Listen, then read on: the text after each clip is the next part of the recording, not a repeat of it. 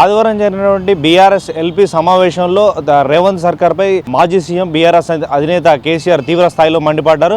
ఇప్పటికే కాంగ్రెస్ సర్కార్కి తగినంత సమయం ఇచ్చామని ఊరుకునే సమస్య లేదంటూ కేసీఆర్ చెప్పుకొచ్చారు. అయితే ఫిబ్రవరిలో బీఆర్ఎస్ భారీ బహిరంగ సభకు ప్లాన్ చేసినట్టుగా తెలుస్తుంది. అయితే అది హైదరాబాద్లోనా లేకపోతే గజ్వేల్లోనా ఎక్కడ సిద్దిపేటలో పెడతారన్న దానిపై ఇంకా క్లారిటీ రావాల్సి ఉంది. అయితే ఈ బీఆర్ఎస్ ఎల్పీ సమావేశంలో రేవంత్ సర్కార్పై తీవ్ర స్థాయిలో మండిపడ్డారు కేసీఆర్. ఇప్పటికే రేవంత్ సర్కార్కి తగినంత టైం ఇచ్చామని ఇక ఊరుకునే ప్రసక్తి లేదంటూ చెప్పుకొచ్చారు. ఆ ప్రశ్నించిన వాళ్ళపై ప్రభుత్వం అక్రమ కేసులు పెట్టి ఇబ్బంది పెడుతుందంటూ కేసీఆర్ చెప్పుకొచ్చారు. ఏ వర్గాన్ని వదలకుండా కాంగ్రెస్ ఇబ్బందులకు గురి చేస్తుందంటూ కేసీఆర్ మండిపడ్డారు. ఇక ఈ సందర్భంగా కామారెడ్డి బీసీ డిక్లరేషన్ ఏమైందని కేసీఆర్ ప్రశ్నించారు.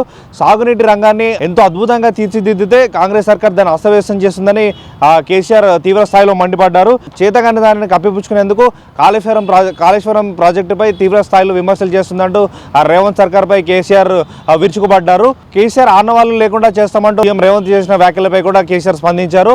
యాదాద్రి పవర్ ప్లాంట్ ఏదైతే ఇటీవల రేవంత్ రెడ్డి ప్రారంభించిన Yadadri power plant and secretariat 24 గంటల కరెంటు సాగునీటి రంగం ఇవన్నీ కేసీఆర్ ఆనవాళ్ళు కాదా అని ఈ సందర్భంగా కేసీఆర్ ప్రశ్నించారు. ఇక తెలంగాణ విగ్రహ రూపం మార్చడంపై కేసీఆర్ స్పందించారు. తెలంగాణ అస్తిత్వంపై సీఎం రేవంత్ రెడ్డికి ఎలాంటి అవగాహన లేదన్నారు కేసీఆర్.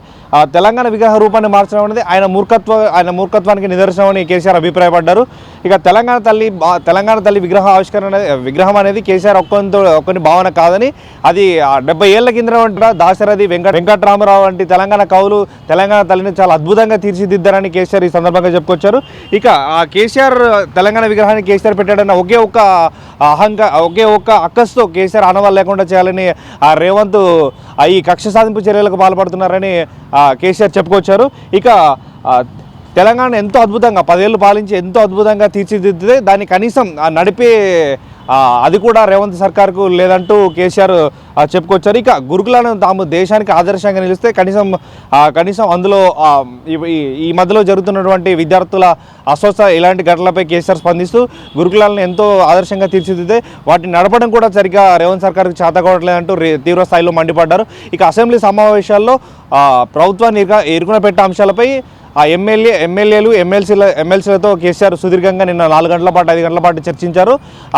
ముఖ్యంగా రైతుల గురించి ప్రభుత్వాన్ని ప్రశ్నించే అంశాలపై ఎమ్మెల్యేలకు ఎమ్మెల్సీలకు గులాబీ బాస్ దిశానిర్దేశం చేశారు.